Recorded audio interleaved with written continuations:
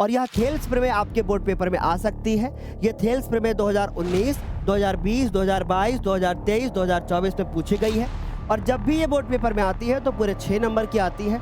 अगर तुम्हारी किस्मत बेहतरीन रही और ये रटा रटाया क्वेश्चन तुमको आ गया तो भैया बोर्ड एग्जाम में फोड़ करके आ जाओगे। तो चलिए इस क्वेश्चन को बताना शुरू करते हैं। क्वेश्चन हमारे पास है कि यदि किसी त्रिभुज की एक भुजा के समांतर अन्य दो भुजाओं को भिन्न भिन्न बिंदुओं पर प्रतिच्छेद करने के लिए एक रेखा खींची जाए। यानी ये कहने की कोशिश कर रहे हैं कि भैया आपके पास एक त्रिभुज है, आपके पास क्या है, एक त्रिभुज है और ये जो त्रिभुज आपको दिख रहा है इसमें आपको यहां दिख रहा है ए, फिर ये दिख रहा है आपको बी और फिर ये दिख रहा है आपको सी। बहुत प्यार के साथ समझने की कोशिश करना, बहुत प्यार के साथ समझने की कोशिश करना। इसके बाद यहां पे आपने एक रेखा खींची क्योंकि इन्होंने कहा है कि यदि कोई त्रिभुज लीजिए, यदि कोई त्रिभुज लीजिए और एक भुजा के समांतर कोई अन्य दो भुजाओं को अलग अलग बिंदुओं पर प्रतिच्छेद करने के लिए एक रेखा खींच दीजिए। यानी इन्होंने पहले से कह दिया कि एक भुजा BC है, इसके समांतर एक रेखा खींचिए। यानी ये समांतर है, पहले से पता है और ये शेष दो भुजाओं को दो बिंदुओं पर काट दे। यानी ये हो गया D और ये हो गया E, दो बिंदुओं पर काट दिया गया। यहां तक तो आराम से समझ में आया होगा, कोई किसी को डाउट नहीं रहा होगा, आराम से क्लियर हो गया होगा, कोई डाउट ही नहीं है किसी को, आराम से क्लियर हो रहा है ना। अच्छा फिर देखो क्या करें ये सिद्ध करके दिखाइए कि ये अन्य दो भुजाएं एक ही अनुपात में डिवाइड होती हैं। यानी इस प्रश्न में अगर हम लोग बात करें कि हमें क्या सिद्ध करना है ना, अगर हम लोग बात करें कि हमें क्या सिद्ध करना है, क्या सिद्ध करना है, हमें सिद्ध करना है कि त्रिभुज ABC में, त्रिभुज ABC में बहुत अच्छे से देखिएगा, त्रिभुज ABC में, त्रिभुज ABC में जो आपको AD दिख रहा है, AD बटे DC, DB या BD लिख सकते हो, तो मैं BD लिख सकता हूं और बराबर में AE बटे में EC लिख सकते हो, बटे में आप EC लिख सकते हो। यहां तक तो आराम से क्लियर हो गया होगा। ठीक है, अब हम लोग इसको स्टार्ट करते हैं करना। ठीक, हमने क्या लिखा, हमने लिखा उपपत्ति। उपपत्ति का मतलब हम लोग प्रूफ करने जा रहे हैं। अब मेरी बात को गौर से सुनना और ये इंपॉर्टेंट है, बोर्ड पेपर में आ सकती है। हमने सबसे पहला काम क्या किया, हमने सबसे पहला काम क्या किया कि एक हम लोगों ने डी से जाती हुई इस प्रकार से क्या खींच ली, एक रेखा खींच ली। ठीक है, रेखा खींच ली जो कि इस AE के ऊपर लंब थी, AE के ऊपर क्या थी, लंब थी। ठीक है सर, यहां पर 90 डिग्री का कोण बना दिया, यहां पर 90 डिग्री का कोण बना दिया। क्लियर सभी को इतनी बात। अब मैं इस त्रिभुज ADE का क्षेत्रफल निकालूंगा और फिर मैं एक काम करता हूं, मैं इसको भी मिला देता हूं, इसको भी मिला देता हूं। ठीक, इसको भी मिला देता हूं। तो पहले मेरा काम होगा त्रिभुज ADE का क्षेत्रफल निकालना, त्रिभुज ADE का क्षेत्रफल निकालना। और मैं दिमाग लगाओ, AD कब आएगा, AD कब आएगा, AD कब आएगा, एक मिनट, यहां से इसको E मान लेता हूं या M मान लेता हूं, M मान लिया। ठीक, अरे मेरी बात सुनिए, अब देखो त्रिभुज ADE, अब मेरे को ED लाना है। ED कब आएगा, जब ये आएगा, सॉरी AD कब आएगा, जब ये आएगा। और AE कब आएगा, जब ये आएगा। और देखो AE आ गया, AE आ गया, क्यों, क्योंकि ये है आधार और ये है लंब। और त्रिभुज जो ADE का क्षेत्रफल होगा वो आधार AE होगा, आधार AE होगा। यानी क्या होगा, 1/2 आधार गुणे ऊंचाई, 1/2 आधार गुणे ऊंचाई। अच्छा 1/2 लिखा। अगर मैं आधार के बारे में बात करूं तो आधार हमारे पास कितना लिखा हुआ है, AE लिखा हुआ है, तो हमने लिखा AE लिखा। अगर मैं ऊंचाई के बारे में बात करूं तो वो हमारे पास DM लिखी हुई है, तो हमने उसको DM लिख दिया। मुझे नहीं लगता यहां तक किसी को कोई दिक्कत होगी, आराम से समझ में आ रहा होगा। ठीक है, आराम से आ रहा होगा। अब हमारे पास एक त्रिभुज ये दिख रहा है मुझे, कौन सा, ये पूरा का पूरा त्रिभुज दिख रहा है। देखो ये वाला त्रिभुज मुझे दिख रहा है, लेकिन मैं इस त्रिभुज को नहीं लूंगा, मैं इस बार ये वाला त्रिभुज लूंगा। सर ये वाला क्यों लोगे आप, ये वाला क्यों लोगे, क्योंकि भैया हमें AE लाना था, AE आ गया है ना। अब हमें EC लाना है, तो EC यहीं से तो आएगा। इस बार मैं इस वाले त्रिभुज में चलूंगा, इस वाले त्रिभुज में, और मैं क्या करूंगा, ध्यान से समझने की कोशिश करना, ध्यान से समझने की कोशिश करना। क्या करूंगा मैं लिखूंगा कि त्रिभुज CDE, त्रिभुज CDE, इस त्रिभुज में चलूंगा और इस त्रिभुज का मैं क्षेत्रफल ज्ञात करूंगा। अब हो जाएगा 1/2। अब जब मैं कोई भी भुजा लेना चाहता हूं, ये आधार के रूप में लेना चाहता हूं, तो मेरे को लंब भी तो चाहिए। तो इस बार तो भाई इसमें लंब है ही नहीं, इसमें तो लंब है ही नहीं, तो मैं एक बाहर वाला लंब भी ले सकता हूं। सर ऐसा भी होता है क्या? हाँ ऐसा भी होता है। कैसे होता है सुनो। जैसे मान लीजिए कि ये एक त्रिभुज बनाया आपने, है ना, मान लीजिए कि ये आपने एक त्रिभुज बनाया ऐसे ऐसे। अब इसका लंब ये होगा ऐसा, क्योंकि लंब का मतलब होता है ऊंचाई, तो बाहर भी होगा तो कोई दिक्कत नहीं, जितना आधार लोगे उतने त्रिभुज का ही क्षेत्रफल निकलेगा। ये होता है कॉन्सेप्ट, और जो आपने छोटी क्लास में पढ़ा होगा। तो हमने लिखा 1/2, 1/2। इस बार आधार EC है, इस बार आधार EC है, और ये DM है। बहुत आसान है, बहुत आसान है। यहां तक आराम से समझ में आ रहा होगा, आराम से समझ में आ रहा होगा। अब मैं इन दोनों को डिवाइड कर दूंगा। क्या कर दूंगा? मैं इन दोनों को डिवाइड कर दूंगा। अब मैं लिखूंगा त्रिभुज, त्रिभुज ADE का क्षेत्रफल, या ADE का क्षेत्रफल, ADE का क्षेत्रफल, और बटे में कर दूंगा त्रिभुज CDE का क्षेत्रफल। बहुत अच्छे से बताऊंगा ताकि किसी को कोई समस्या बाद में ना हो, क्योंकि ये एग्जाम में आ रही है। फिर उसके बाद लाइन खींचूंगा, लाइन खींचूंगा, और जगह बना लेता हूं पहले, है ना, पहले जगह बना लेता हूं थोड़ी सी, क्योंकि जगह की जरूरत ज्यादा पड़ेगी इसमें, बहुत इंपॉर्टेंट है। चलिए यहां तक समझ में आया। अब देखो इतना तो समझ में आ गया ना। अब ध्यान से अगर आप देखोगे, ध्यान से अगर आप देखोगे तो यहाँ पे आपको दिख रहा होगा 1/2 AE और DM, यानी 1/2 गुणे AE, और गुणे में कितना हो गया? DM हो गया। ठीक है, फिर आ गया 1/2, 1/2, इस बार EC हो गया, और गुणे में क्या हो गया? DM हो गया। यहां तक तो आराम से समझ में आ रहा होगा, कोई डाउट नहीं होगा। क्लियर हो गया यहां तक इतनी बात? अब देखो ये खत्म, ये खत्म, ये खत्म, ये खत्म, बचा क्या? AE/EC। तो बचा क्या हमारे पास? त्रिभुज ADE का क्षेत्रफल, त्रिभुज ADE का क्षेत्रफल, बटे में त्रिभुज त्रिभुज CDE का क्षेत्रफल, त्रिभुज CDE का क्षेत्रफल, CDE का क्षेत्रफल। अच्छे से क्लियर हो गया ना? अच्छे से।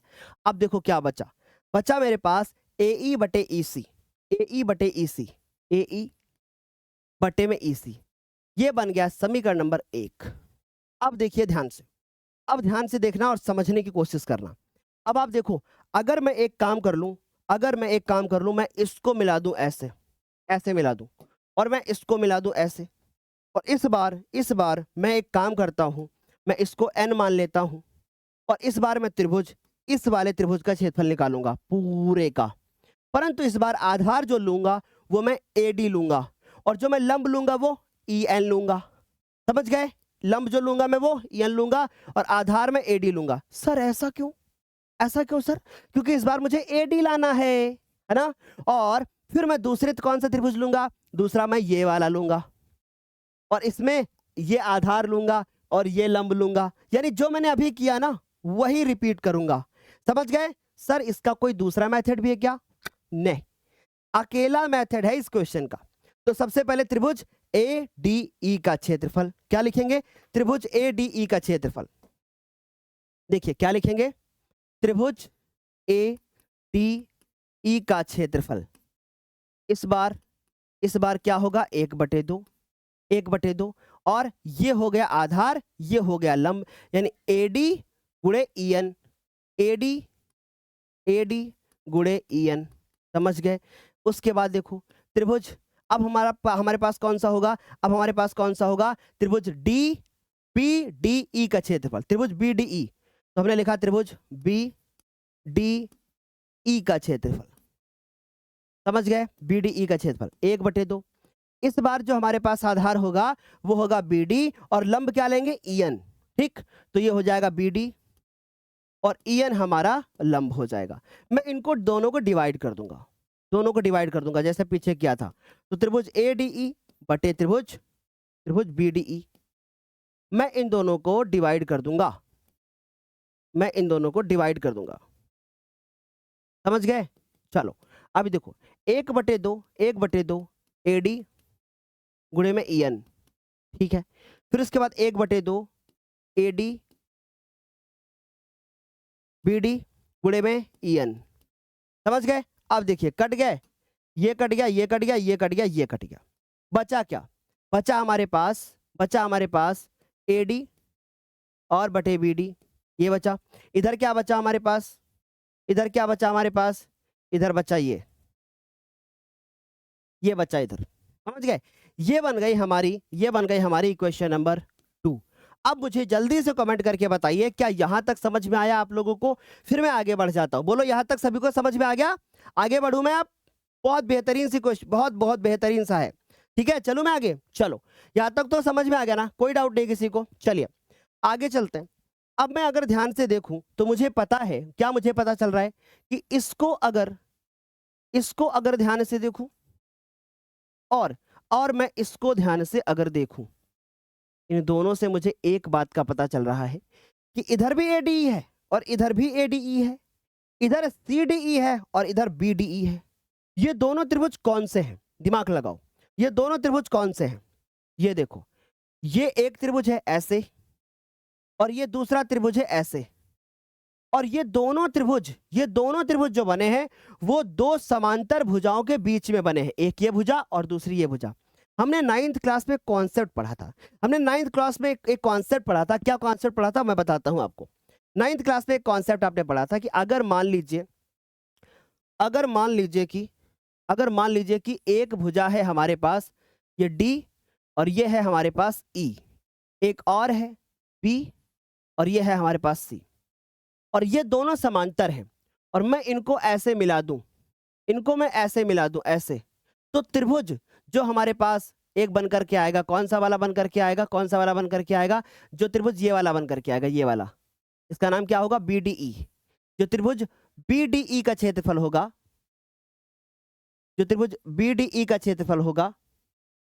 और फिर उसके बाद जो त्रिभुज इस वाले का क्षेत्रफल होगा, सॉरी इस वाले का जो क्षेत्रफल होगा, इस वाले का, है ना, ये दोनों आपस में बराबर होंगे। इस वाला कौन सा होगा भाई? DEC होगा।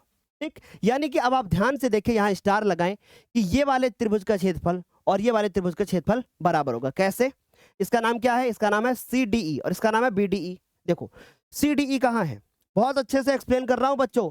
ये CDE है और ये BDE है। ये दोनों आपस में बराबर होंगे। क्यों आपस में बराबर होंगे? क्योंकि ये दो समांतर भुजाओं के बीच में बन रहे हैं।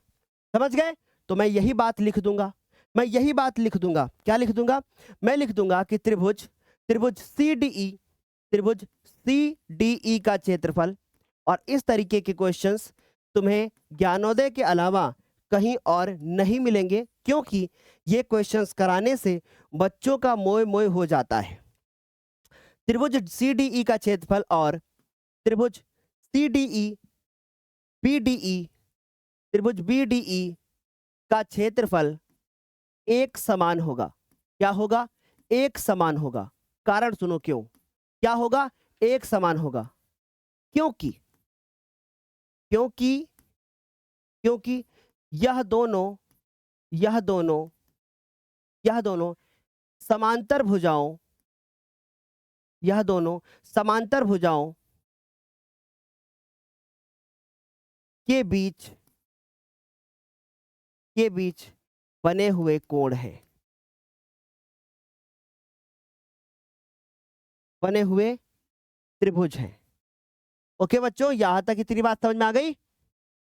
तो इसलिए इनका क्षेत्रफल आपस में बराबर होगा। अच्छा अब दिमाग लगाइए, ये वाला तो इसके बराबर और ये वाला तो इसके बराबर, इसका मतलब ये वाला इसके बराबर।